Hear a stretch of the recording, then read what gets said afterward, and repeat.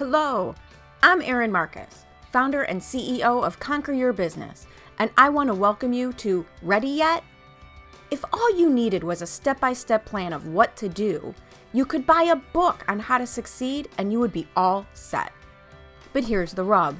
You'll never do what it takes until you become the person it takes to do it. The Ready Yet podcast is dedicated to those who are ready to become the person who succeeds, ready to become the person who steps into more, and ready to become the best version of themselves. In the I'm Ready interview series, join me for inspiring conversations with people who figured out who they needed to be in order to achieve their dreams, and were brave enough to be that person.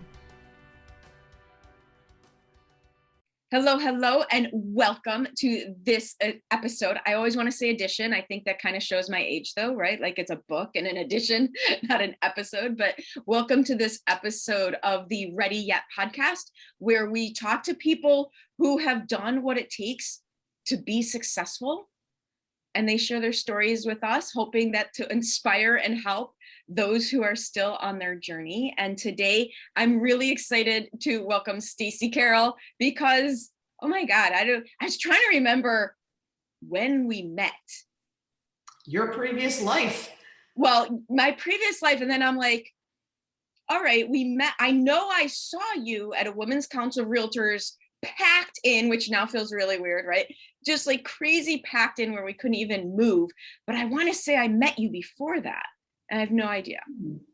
I don't know. If that's not a hint. Stacy is a realtor, so we'll just put that out there. Why don't you give folks though like a little official introduction to who you are and what you do, and then I have a million questions that I haven't even given you a heads up on. Okay. Hi, I'm Stacy Karel. I am a realtor in Chicago. I live in Bucktown. In addition to real estate, I also own vacation rental properties. So that's kind of my side gig. And I help clients buy and sell and get on to their next place. It's been kind of a wild ride through COVID. So we can probably talk a little bit about that and what's going on with the market. And I also divorced right before COVID, which so kind of new life for me. I purchased a new home that I renovated, so that gave me a great project to do. Put that energy into that. That's a little bit about me. You're in my office. Awesome. Well, thank you for having us. So I just want to back up a little bit because I'm curious. Mm-hmm. First of all, the things that you and I have done together from my former life when I had a family that worked with families with aging parents. Mm-hmm. So we did a wide variety of services for realtors and their clients. Mm-hmm. And I always love the properties that you were representing because those are like the fun Chicago properties. So that was always great to hang out. But I don't even know that I have ever asked you like how you got started in real estate. Well, I was actually a career changer after 9/11. Oh, wow. So I had gotten my real estate license while I was working for Deloitte Consulting. I was a business development manager at Deloitte. And after September 11th, basically insurance and banks, my clients were not buying consulting services, and I was let go. Oh, wow. So I went to Italy promptly with a friend. Which everyone should do, right? Exactly. There's no other reasonable response. Exactly. To getting fired. Well, first I went to a Cubs game the day I was fired. I'm like, I think I can make the 2:00. and I left. And then when I got back, I went pretty much full time into real estate, and had that first transitional year of getting things going. I developed my website, condochicago.com, and got my first clients, and So the question I have, because a lot of my clients and my own story as well, and now what I didn't know, your story, are people who were successful in jobs, careers, corporation, mm-hmm. and then went on an entrepreneurial journey. Yeah. So what had to happen that made you decide not to go get another job? I think that a lot of it was the lifestyle that I would have as an entrepreneur. Yes, there was risk, but I was also coming from a pretty good and stable place, which, starting off certainly puts you at an advantage if you feel like you have that cushion to be able to take the risk. And I did. Mhm. And I think it was just, I was buying and selling properties. This was at a time in the early 2000s where you would speculate on a condo and then it would be built and then you'd sell it at a big profit at the end. And a little bit out of necessity, when I lost my job, I was closing on a townhome that was maybe 2 blocks from the single family home that I lived in. Okay. And then that was a little scary because it's like, now I own 2 things that I have to pay 2 mortgages on, and what am I going to do? So I knew that, that I was going to need to do something. I felt that I was in a position where I could represent myself, and I put them both on the market for sale, both on the market for rent. And I ended up renting my primary residence and moving into the townhome. And the amount of money that I got from my primary residence paid both mortgages. Oh, wow. So that gave me the cushion to really get through, my first year. And by my second year, I was making more money than in my previous job, and had that flexibility and lifestyle that I was really looking for. I knew it was the right decision. So that story and the way you tell it kind of explains something, whether you realized it happened to you, whether you made it happen to you.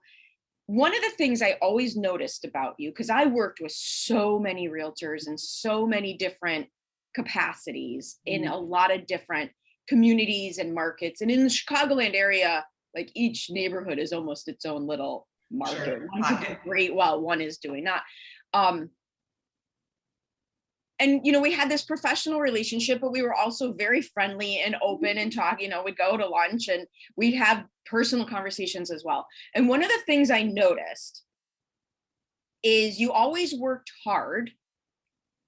I never got, you were never lackadaisical about anything, but the energy with which you talked about it, with you did it, was hard work, but not struggle. Right. I've never felt that from you. Right. And even the way you talk about, well, I just sold it. It was almost like you didn't know it shouldn't be hard, so it just wasn't. That's interesting. That's a good point. I mean, I think a lot of it was at the time, and even now, everything is a balance. So I think I'm fortunate that I've developed systems that make my work more efficient. Yes. And I do prioritize other things in my life too, like travel. Now, unfortunately, I haven't been able to do much other than getting to Arizona, where one of my properties is. But right before COVID, I traveled to Cuba with that friend. Actually, that was my Italy friend way back when. We went to Cuba together, and I was able to go on a friend's business trip to India. So I guess I've set up the support system that things run when I'm away. But I also know when I'm away, I'm still on. So the phone is still on. I still am reachable. That is very important to my clients and for me to stay connected. And every now and then something will blow up. Believe me, it happens, but it's worth it to me from a whole life perspective to have that balance. Absolutely. And what you're describing is that you made your decisions. You have not acted in any way as if things happen to you. Right. Your general demeanor is, what do I want? How do I want it to go? What am I willing to do? What am I not willing to do? And in that respect, I could be a superstar, like the top, if I wanted to devote 100% of my energy to work. Right. And that's not me. Oh my God, I'm so glad to hear you say that, because a lot of people think so binary that it's all or nothing, that I can only go for broke or be broke, Right, right, right. and it doesn't have to be that way. It's not about what someone else thinks you should do. It's making decisions and prioritizations and then setting up everything to support that. Because one of the other things that I've watched you do, and I can't remember his name, but one, it just, to me, it's one of the best things you could do whenever you're in a position to pass on knowledge and pass on opportunity. But there was a gentleman who joined us at one of your open houses, and he was new. Yeah. Right? He was new, but the mentoring and the bringing up of others. Yes. It changes your energy around anything, but it also, those people will be thrilled to step up for you. Yes. So you can go to Italy. And I do have quite a bit of that because honestly, I really don't want to spend my Sunday sitting in an open house.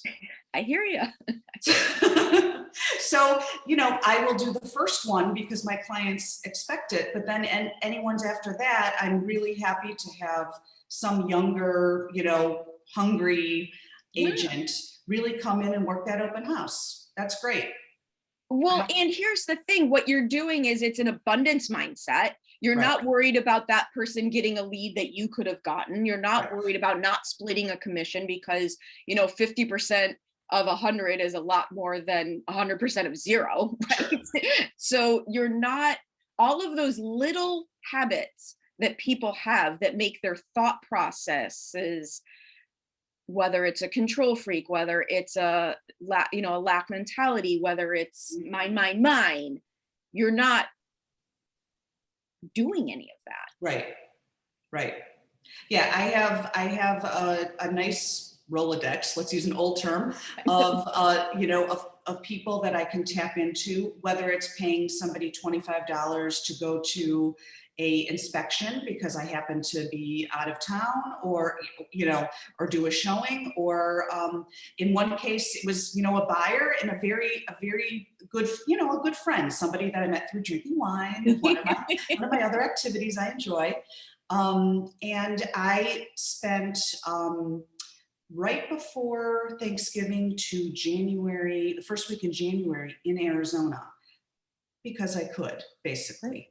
And this person was, this girlfriend was ready to look for a place. And I found an agent and we split it 50-50.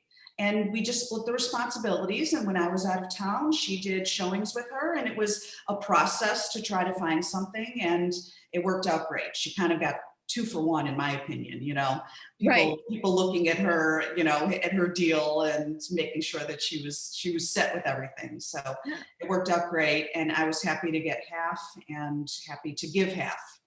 Right. And it's that perspective. It's that perspective. I hope you're enjoying this conversation about what can happen when you are ready to step into being the person you need to be for success. If you're looking for some inspiration, motivation, and some actual things you can do to help you become the person it takes, you are going to want to join an amazing group of entrepreneurs at the Ready to Conquer virtual event on May 6th through 8th. In just 3 days, we're going to dive deep into how to command your own plan so you can dictate your own outcome. How to work on your business and not stay stuck working in your business. And seriously, build the business you dreamed of when you first decided to become an entrepreneur. Just go to conqueryourbusiness.com/ready to conquer and grab your ticket now. So some of the things, just to wrap up, because I don't, this has been a easy conversation, but just to, put a list. Mm-hmm. And some people have, it's heartbreaking. I can't even come up with another word. It's heartbreaking to me to watch people struggle with these types of things. So I'm glad we're having this conversation, because your just ease around it shows the potential. Sure. Of creating the processes.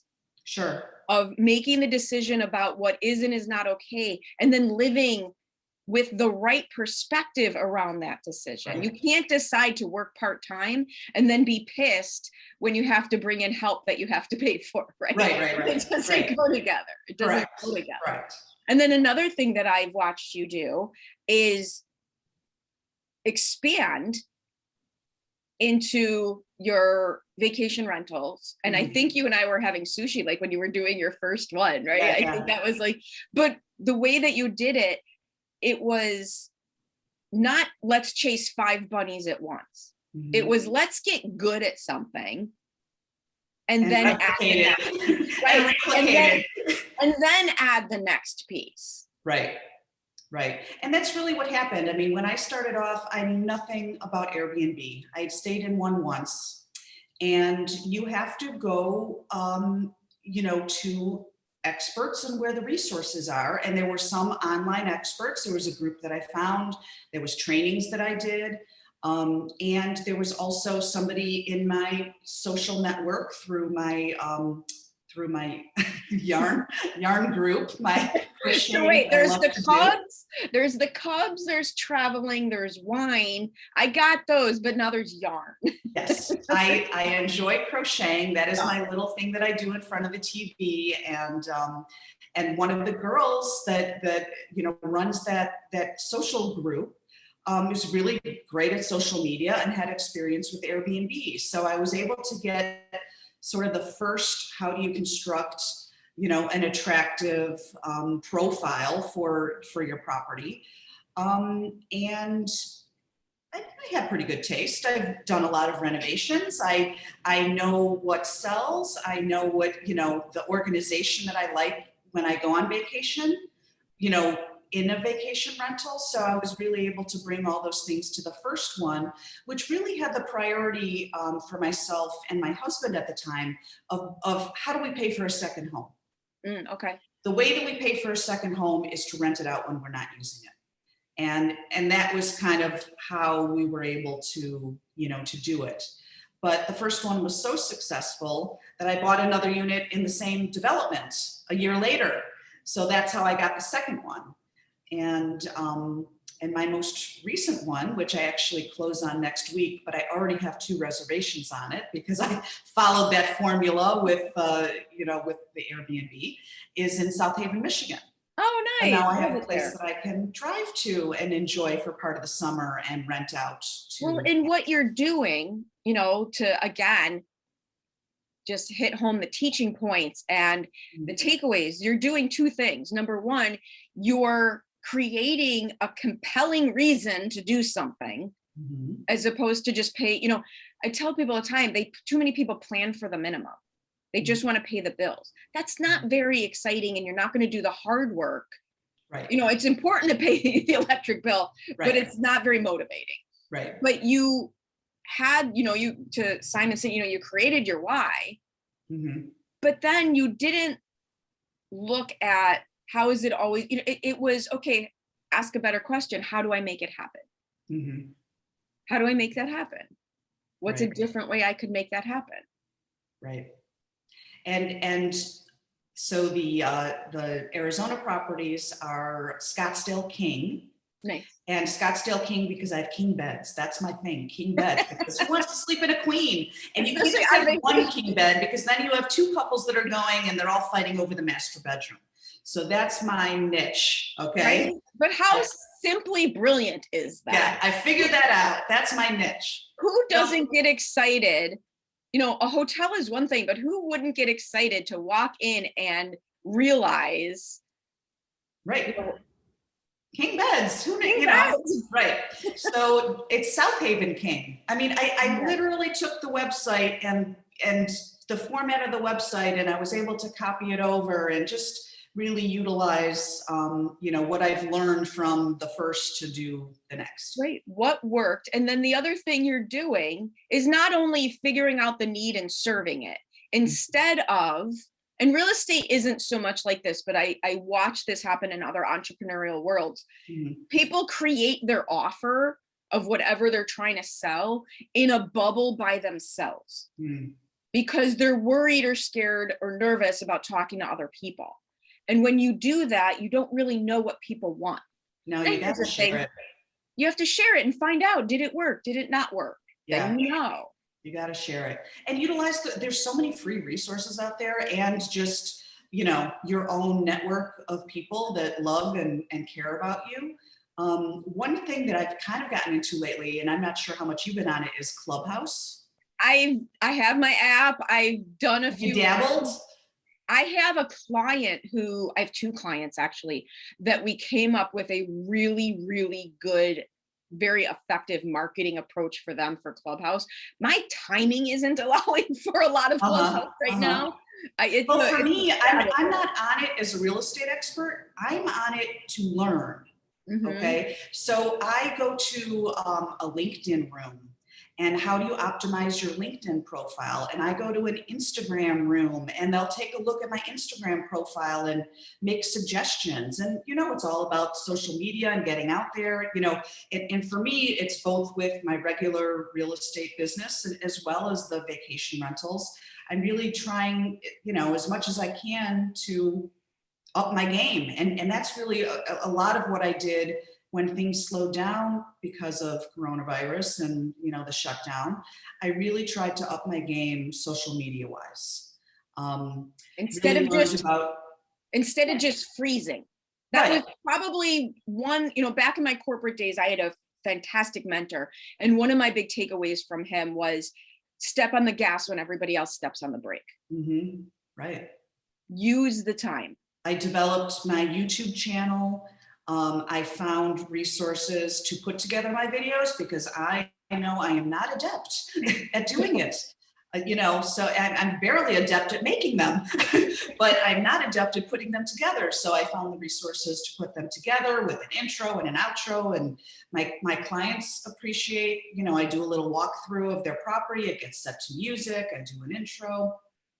Bing, bang, boom, someone overseas puts it together for me. It's like magic. Yep. And then, you know, and then I can present it. So that's where I really spent my time, you know, kind of during shutdown, was sort of upping my game, social media wise, because the old way that I used to get my business was through my website.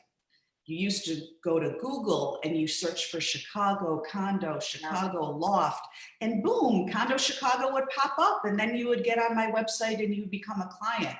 That is no longer the game. So, you know, kind of learning the hard way of my website not performing the way it was really like, oh, I am going to have to get in front of the camera and do video. I really don't want to, but I'm going to have to. Well, and I tell this story all the time. You don't have to, it's again, it's that perspective. What did you want more? Your desire for the outcome has to be stronger than your attachment or fear to right. whatever. Right. You know, everything's on the other side of the uncomfortable. Right. And it was just like, just get over it. I had that same experience. I had that same experience, and you'll laugh because I can get in a room in front of 500 people on stage, time of my life. Great. I had the hardest time in the beginning with doing a Facebook Live. Oh. It just freaked me out. And I don't know why, because it's not like I'm shy. It's not like but my coach finally had enough of me complaining and challenged me to do 30 days of Facebook Lives every day. Wow. Kind of like you had to do your videos. So this is where I got really mad. It took 4 days of 2 minutes each to get me over the fear. Mm-hmm. So think about that. 8 minutes over 4 days. I know. And, right. And what stopped me for like 18 months was no longer an issue. I was so mad at myself. Mm-hmm. Mm-hmm. And it's just perspective. Right. It might not be your favorite thing to do. Right. It's not going to kill you. Correct. And it's going to help.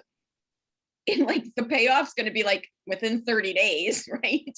Well, it is kind of amazing how the opportunities that come. Right. Some things that you never even thought of. You think, oh, maybe you'll get a client or somebody will see you, or your client will see you and say, oh yeah, my friend is looking. You know, it's like that reminder. But I've gotten some press opportunities from it. You never know what those can lead to. So yes, get out there. And do what, you know, one of the things you're doing is you're becoming synonymous with your niche. The Condo Chicago, the King, the Airbnb. You right. are becoming synonymous with what it is that you want to do for people. Correct. And I feel like that is my retirement. Like that's how I'm building my way towards being able to retire, hopefully. And I just want to go back to the fact that you're doing all these things on your terms, still getting to travel when we're allowed to do that, still getting Right. to do the things. Correct. Not that I'm sure you have days, right? We all have days, but you're not driving yourself into the ground to do it. No, I am not. More often than not, you're not driving. Right. Every now and then Okay, I am, that's what but they want, right? Sometimes there's Right. days that are just wine and yarn. I get it. Yeah, We're yeah. not delusional, Right. but awesome. So if you had to give a young, we'll stick to real estate because we know I have a lot of realtors in my world, but I think real estate is a great example of entrepreneurial journey in general. You know, Well, I think it is because there's not a very large barrier to entry. correct. You know, to take the tests and to pay a couple $1,000s on exams and to join a brokerage firm, you know, is not a big barrier to entry. Correct. Then comes reality. They promise you the world and they, we'll be here for you. And Yeah, brokerage yeah. firms actively recruit, which is their job. And it's not that they don't provide the support, but they can't do it for you. Correct. The biggest thing that you can have is really your own contacts and cultivate them. People that people that you meet, getting a database that's organized, knowing when people are moving. I put things in my date book with people, way ahead of time. If we close on something, it's not that I'm never going to talk to them again. It's like I'm going to talk to them in 3 months and find out how it's going. And do they need any of my resources? Because of course I've rehabbed everything and repaired everything in my life. So I could certainly provide that. And then it's also asking for the referral. Yeah, it's that. Ask for the referral. It's authentic service, but it's also intentional. Mm-hmm. And I think if somebody just started out, like if I decided suddenly that I wanted to sell real estate in Arizona where I don't have a large network of people, I would probably join a team. Yeah. Where I would get leads from someone or open house opportunities to try to meet people or something like that in order to get a leg up and get started. Absolutely. And I think that's whether I know a lot of entrepreneurs, just to bring it back to non-real estate, who don't go to networking events or don't, and the general entrepreneur version of that is going to networking events and creating little power partner groups. Mm-hmm. And I actually have that. So we call ourselves Real Estate Girls, and there's 7 of us. And whenever we have a question, it can be like, had a bad radon test, who does mitigation, or I need an architect because they want to bump out, whatever it is, we rely on each other and support each other. And it's become more than just resource. It's one girl lost her dog and, we sent flowers, and when she got a new dog, we sent her like a baby gift, for her new dog. So it's really become, a friendship, and we're all independent. We all have our own businesses, our own teams, our own lives. But when we come together, it's really about more for all. We share the resources and systems that are working for us. And it can be, anything. It goes back to the abundant mindset. You could choose to be icky competitors, but you're not. Right. And it goes back to the idea that you can't do this alone. Right. Whatever this is for anybody, you can't do it alone. Right. Whether you want to buy the resources, rent the resources, cultivate organic friendships for the resources, you will get so much further faster surrounding yourselves with other people who want to achieve the same things. Definitely. I'm in full agreement with that. Full agreement. I knew this was agreement. Yes. So awesome. Well, thank you so much for sharing all this information. I know this was, it was like a conversation with us, and I asked you things I kind of just wanted to know about you and realized I didn't. Sure. But I think don't underestimate how much tips and value was in sharing your story and how you're doing what you're doing. Well, thank you. I appreciate the opportunity, and I look forward to posting this on my YouTube channel. on your and promoting it to all of my and having the folks in the Philippines do all that for you. Exactly. I'm so there with you. I don't, I can turn it on and turn it off. And why do a bad job? It's something I never wanted to go into business to do. When there's other people. That's not what I do for a living. Right. Awesome. Thank you. Thank you so much. Thanks, Erin. Thank you so much for joining me on the Ready Yet podcast. I get so motivated by the amazing accomplishments of the remarkable people I meet, and I'm excited to be able to share some of their stories with you. You can find more episodes of Ready Yet at your favorite source for podcasts or at conqueryourbusiness.com.